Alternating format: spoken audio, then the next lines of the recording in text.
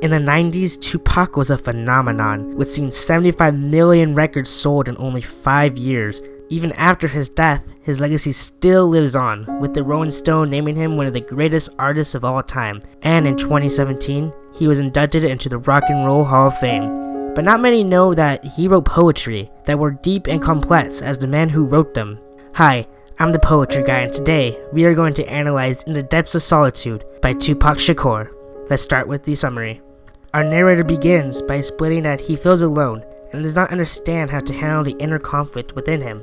The conflict of being young, but having an old, wise mind. The youth in him wants to be accepted by his peers, while the other side of him knows that by doing this, he will compromise his soul, because he may be young, but is an old, wise mind.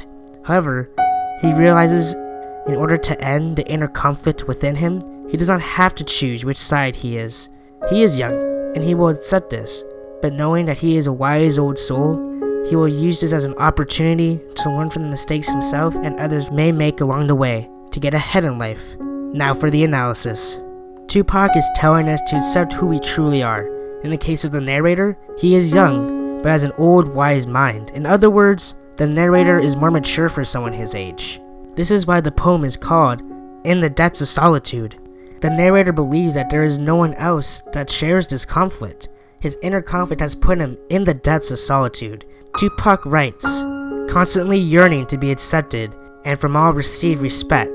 This is the young part of him that just wants to fit in. Then he writes, never comprising but sometimes risky, and that is my only regret. He's worried that if he tries to fit in, it is risky because it will compromise who he is, which is an old soul.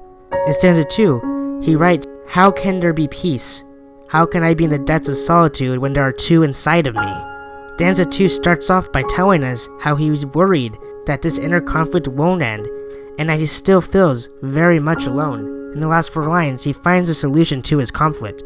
Tupac writes, this duo within me causes the perfect opportunity to learn and live twice as fast as those who accept simplicity.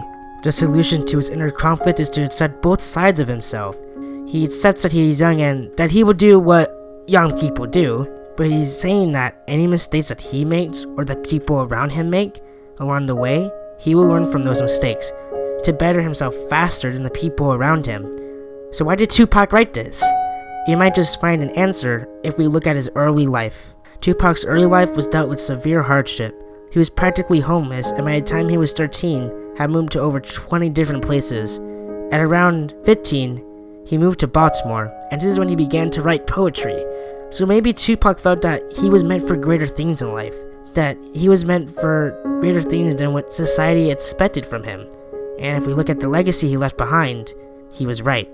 But that's all I have for you guys today. I hope you enjoyed, and remember, this is all about one interpretation. If you have a different one, I would love to hear it in the comments below. I'm the Poetry Guy, and I'll see you next time.